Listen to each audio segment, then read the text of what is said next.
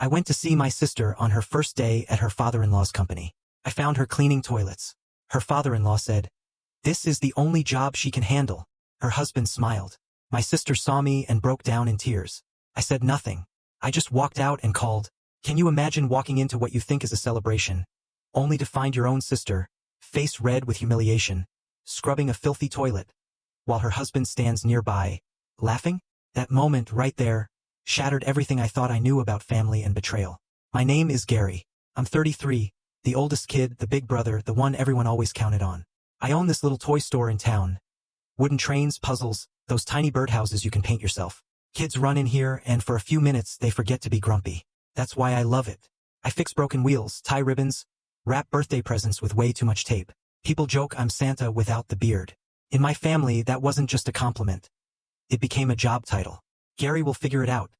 My mom would say, whenever bills piled up or problems appeared like stains on a white shirt. And for years I did. But I'm getting ahead of myself. I was on my way to see my sister, Mia, on her first day of work. She'd married young, to a guy named Daniel whose dad, Mr. Salman, owned a company. They said he hired her to help out. A lucky start, my mom called it. Connections, my dad added, proud as if he'd personally arranged the sky. I brought flowers, nothing fancy, but bright. I even stopped for cinnamon rolls, the sticky kind with too much icing, because Mia loved them. I parked behind the warehouse, followed the signs, and walked into a lobby that smelled like printer paper and lemon cleaner. Mia, I asked the receptionist. Down the hall, left, then another left, she mumbled, not even looking up. Facilities. Facilities. That's when I heard it. A man's voice, loud, careless. She's only good for this kind of job. And then laughter. A male chuckle. Familiar. It was Daniel, her husband. I stepped through the doorway and just froze. My sister, Mia, was there, in rubber gloves, her face flushed crimson, scrubbing a toilet. A plastic bucket sat beside her. The flowers in my hand suddenly felt like a cruel joke. She saw me, blinked, and her eyes filled up fast. She wiped her face with the back of her wrist, leaving a wet streak. "Gary, please don't," she whispered. Her father-in-law, Mr. Salman, stood with his arms crossed, a gold watch catching the harsh fluorescent light. "You family?" he asked me, and it felt more like a threat than a question. I just nodded. My mouth tasted like metal. I looked at Daniel. He was smiling, not nervous, not embarrassed. Smiling. "What are you doing?" I asked him, my voice flat, dead. He just shrugged. Everyone started somewhere. Mia let out a small, awful sound, half laugh, half choke. That sound gutted me more than anything. She reached to pull the door closed. "Gary, it's fine," she said, her voice tiny. "It's my first day. I'm learning." I didn't say a word. I just set the flowers on the floor. Then I turned around, walked out past the receptionist, past a poster about teamwork, past a clipboard that screamed, "Safety first." I stepped outside into the sharp afternoon air and took a breath that hurt. Then, I pulled out my phone, and I called. But to truly understand, you need to know how we even got here. I've always been the fixer. Our dad works seasonal construction and would vanish when work was scarce. Our mom does hair in the kitchen and calls it a salon. Mia, she's 27, and grew up hearing she had princess potential. She married Daniel last year, and that came with the whole family package. His father, Mr. Salman, who owns a mid-sized logistics company and, apparently, a bad temper. When I opened my toy shop at 26, I didn't have investors. I had a shoebox of savings and a landlord who, thankfully, liked my idea. I painted the walls myself, bought used shelves, and cut out price tags from cardstock. That first holiday season, I practically slept in the stockroom. People liked that I remembered their kids' names. I still have a crayon drawing a 4-year-old handed me that says, "Gary's Train Store" with a crooked heart. It's taped behind the counter for luck. My family, they liked my shop as a concept. They liked that it made me sweet. What they didn't like was when I started saying no. Before that, it was always yes. Gas money for dad. Just until Friday. Grocery runs for mom. I'll pay you back when my client shows. Phone bills accidentally charged to my card. My accounts looked like confetti. $140 here, $120 there, $300 in a pinch. When Mia got engaged, I covered wedding deposits because Daniel had delays with a bonus. I printed the receipts and filed them in a folder labeled taxes. It should have said habits. Every holiday, the same jokes. "Gary doesn't need gifts, he needs customers," Dad would say. "Gary collects sob stories and stuffed animals," Mom would add, laughing like it wasn't mean. Mia wasn't cruel back then. She was just naive. "You're good," she'd say, hugging me tight. "That's why good things happen to you." But good things meant chores and checks and drives at midnight when someone drank too much. Good things meant my phone buzzing during inventory because Daniel's car died again. Can you Venmo me for an Uber? When Mia got married, the money problems multiplied. Suddenly, there were in-laws at every family table. Mr. Salman was the kind of man who ordered the most expensive thing and made loud jokes about small-time people. He called my store cute, in a voice that made it an insult. At their engagement dinner, he pointed his chin at me and said, "When this one decides to run a real business, he can come talk to me." Daniel laughed, loud and hard. "He sells puzzles, Dad. It's not exactly logistics." Mia looked embarrassed. I just made a face that said I didn't care. But that night, I stayed late at the shop, counting boxes of wooden blocks, just so the anger could settle down. The wedding itself had a gift table like a mountain. My gift was cash. I don't do registry fights. That envelope for me was big. For them, it was a postage stamp. The next week, Mom called. "We need to talk about the honeymoon fund," she said. "There's a gap." "How much?" I asked. "Not much," she lied first. Then, $3,000. I felt the number like a physical slap. "Mom, if you love your sister," she pleaded. "She's starting a new life." I wired it. Stupid? Yes.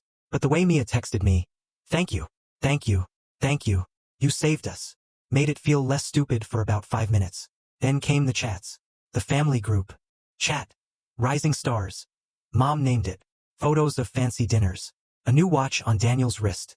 Captions like, "Hard work pays off," and "We are blessed." If I sent a photo of a child holding a wooden plane, no one responded.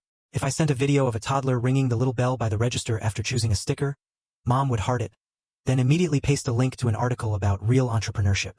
When Mia told us she'd be working with the family, there were fireworks in the chat. "Daddy will teach you. Power couple." No one asked what the job was. No one asked if she wanted it. And then I saw her cleaning that toilet. I didn't call to yell. I called to verify. First, I called Mom. "What?" she said, already defensive. "Do you know where Mia is working?" "She's lucky." Mom shot back. "Who else will give a young woman a chance like this? With rubber gloves?" I pressed. "On her knees." Silence. Then a sigh. "Don't be dramatic." Her husband was smiling. I said. "Men joke." Mom said. "Stop making trouble."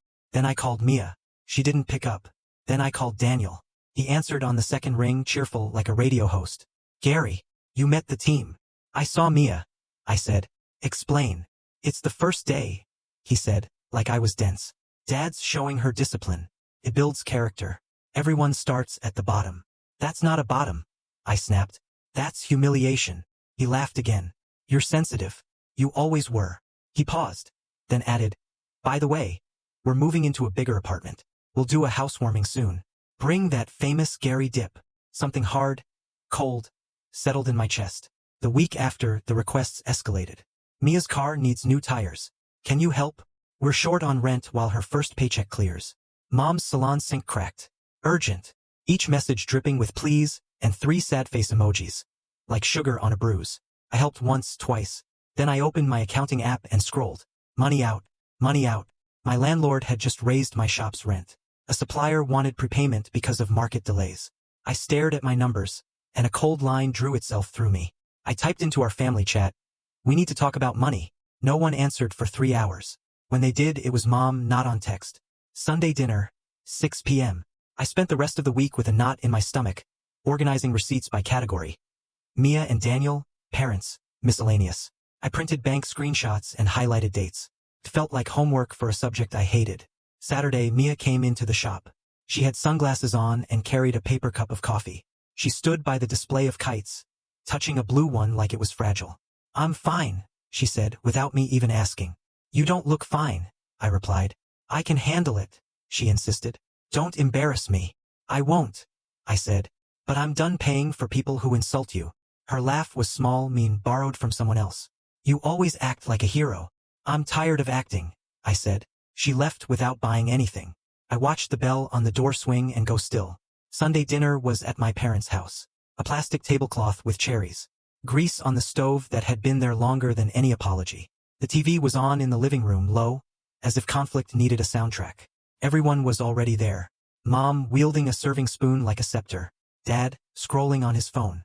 Mia, quiet, her eyes rimmed red. Daniel smiling, always smiling. Mr. Salman had invited himself? Or, rather, he'd announced he was coming, and no one dared tell him no. Let's eat first, Mom said, which really meant, let's corner Gary after dessert. No, I said. Let's talk first. Mom rolled her eyes. Fine, banker. What's your issue? I put a folder on the table. I could feel Daniel's smirk from across the room. This is everything I've covered in the last 18 months, I said. I slid out the first page. Rent catch-up, wedding deposits, honeymoon gap, car repairs, utilities, groceries, a loan to Dad for a week that turned into 6 months. Dad muttered. I said I'd get it. You didn't, I said, my voice calm. Total is $18,420. Mom laughed. A little huff. Drama. I flipped the next page. Average monthly outflow to family. $1,023. My shop's profit last quarter. $1,180 per month. Do the math. Daniel leaned back. So what, Gary? Money comes and goes. Family stays. Not like this, I said. Mr. Salmon cleared his throat. Loud. In my house, he announced, though we were clearly not in his house. We respect the providers. Do you respect my sister? I asked him, my eyes on his gold watch, not his face. Or is she just a mop with a heartbeat? Mia flinched. Careful, Daniel said, his voice low. Finally a crack in his perfect smile. Careful, I repeated. I watched your father call her stupid while you smiled. It was a joke, he snapped. It wasn't, I said. I put my phone on the table. Here. I recorded 5 minutes of it. I hit play. His voice filled the small kitchen. She's only good for this kind of job. Then the laughter. Daniel's laugh. It sounded worse bouncing off the fridge. Mom's mouth tightened. Dad looked at the salt shaker like it held answers. I paused the audio. Here's what's going to happen, I said. No more money from me. Not for rent. Not for cars. Not for promotions disguised as favors. I'm not your safety net. I'm not your bank. Mom's tone turned syrupy and sharp. Gary, don't make ultimatums. That's ugly. What's ugly, I said, is watching my sister get humiliated and pretending it's a plan. What's ugly is being told I'm sweet, while you treat me like an ATM with arms. Daniel's smile cracked completely. You think you're better than us because you sell toys? I said. I've been financing your lifestyle while you play Prince. Dad finally spoke. So what? You'll let your family starve. No one here is starving, I said. And if you were, you'd sell that watch before you texted me. Silence. The TV hummed. The smell of overcooked rice hung heavy. Mia whispered, Gary, please. For you, I said, softening only for her. I'll help once if you want out. Not for another month of this. For a real exit. Daniel stood, his chair scraping loudly. She's not going anywhere. She decides, I said. He laughed in my face. You can't tell her what to do. I'm telling you what I won't do, I said. We're done. Mom slammed the spoon down. You're ungrateful. For what? I asked. For being used? She opened her mouth, closed it, and did the thing she always does. She went for the throat. No wonder you never married. Who would want? I held up a hand. Stop. Then I slid the last page across the table. A simple spreadsheet. 2 columns. Money in, money out. Dates, memo lines, receipts, Venmos, screenshots. The kind of document no one can argue with because numbers don't blush. I'm done, I said again, steady now. Boundaries are not betrayal. I stood. I expected someone to follow me, to drag the fight out the door. No one did. The house made that old settling sound as I left, as if it knew something had shifted inside its walls. The first week after, my phone was a fireworks show. Missed calls, group chat explosions. Rising stars turned into a courtroom. Mom, you humiliated us. Dad, real men don't keep score. Daniel, you owe Mia an apology. Mia, can we talk alone? I answered only Mia. We met at a coffee shop with sticky tables and good muffins. She wore the same sunglasses. The barista knew my name. He drew a little train next to Gary on the cup. I'm mad at you, she said without a hello. That's allowed, I replied. You made me look weak, she said. You're not weak, I countered. You're in a bad system. Her jaw clenched. I chose my husband. Did you choose his father? I asked. Did you choose to be trained with bleach? She blinked hard. It's not like that every day. Once is too much, I said. Look, I'm serious about help. If it's for an exit. I found a small apartment over a bakery. Month to month. I can cover the deposit. I can drive you there with your stuff. I can change the locks. Her eyes flashed, then went flat. So you'll still pay. Just your way. I'll invest in you, I said. Not in them. She tore a napkin into strips. He'll be furious. Men survive fury, I said. Shame rots you faster. She didn't answer. We sat there, the napkin pile growing. When we left, she hugged me. Too quick. Like a reflex. That night, she texted, "Not now." Then, "Love you." Both things true at once. At the shop, something else shifted. I showed up with a clean stomach, no invisible debts pulling at my coat. I put out a new display of marbles that caught the light like small planets. A kid pressed his nose to the glass and whispered, "Wow." A dad asked if we still did birthday bundles. I said yes and added an extra sheet of stickers just because I could. My landlord came by. "Thinking of selling?" he asked, casual. My heart knocked. Should I be worried? He shrugged. "Market's weird, but your place brings foot traffic. You're good." That night I pulled my numbers again. With the outflow stopped, my budget breathed.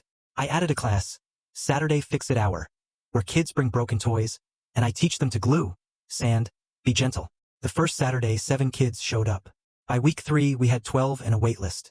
Parents stood by the door, sipping coffee, smiling the way people smile when their kids are quiet and careful.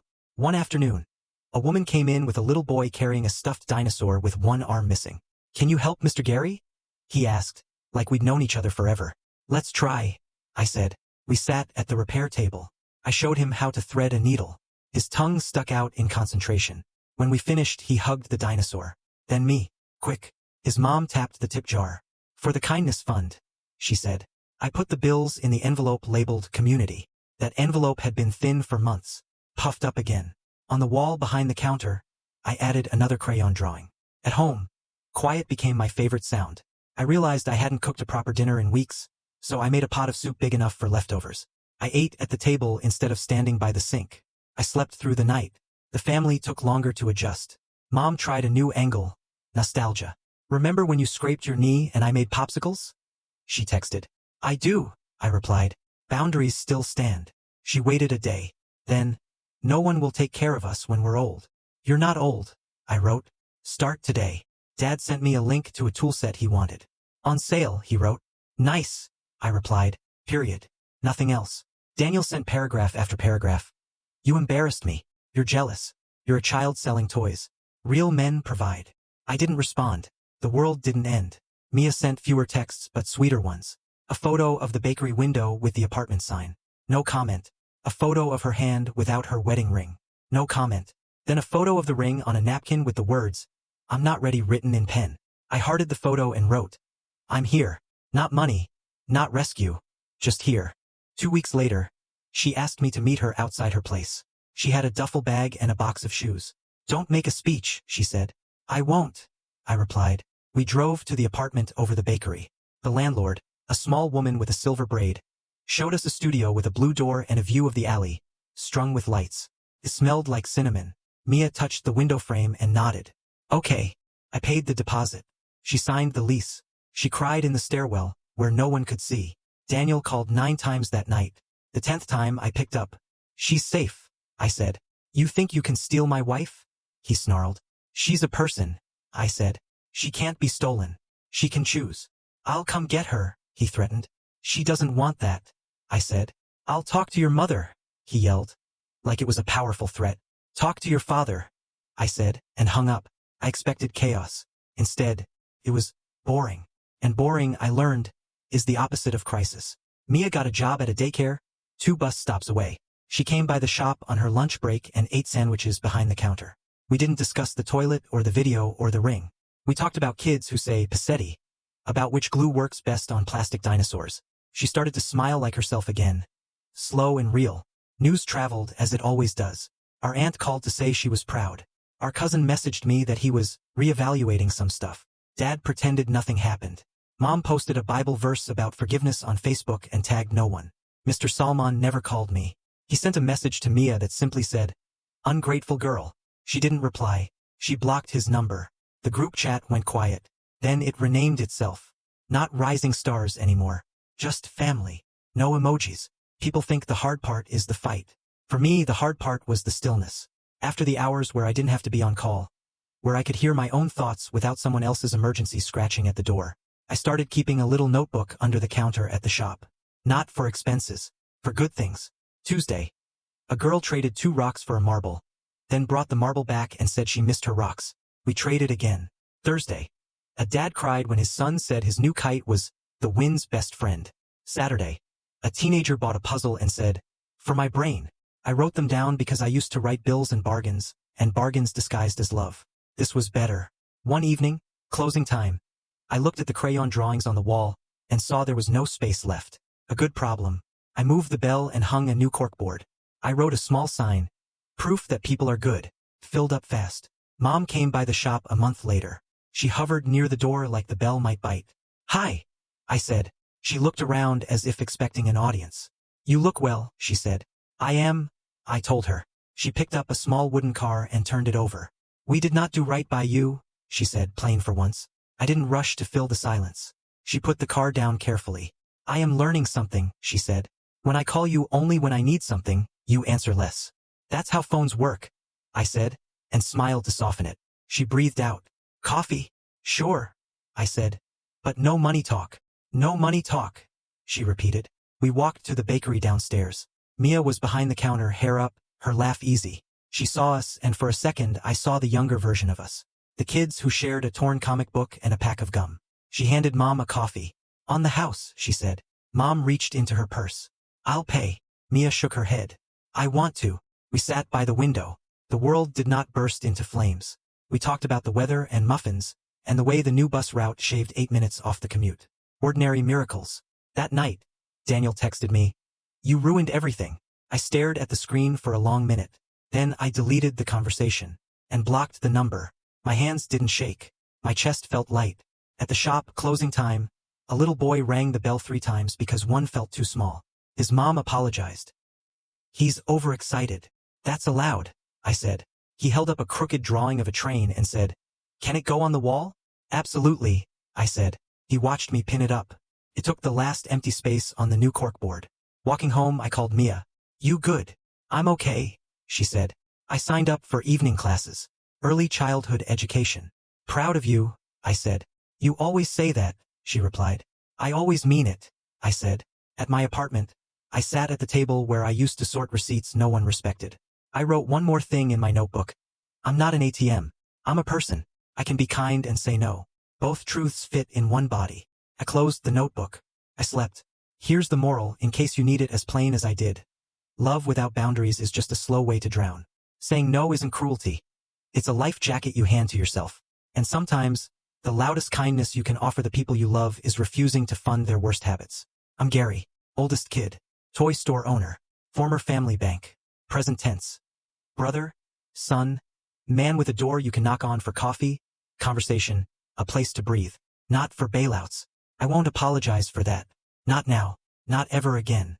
And if anyone asks what changed, I'll tell them the truth. I saw my sister on a floor she didn't deserve, and I decided we were done living like that. What about you? Have you ever had to draw a line in the sand with someone you love? And how did it go? I'd really love to hear your experiences in the comments below.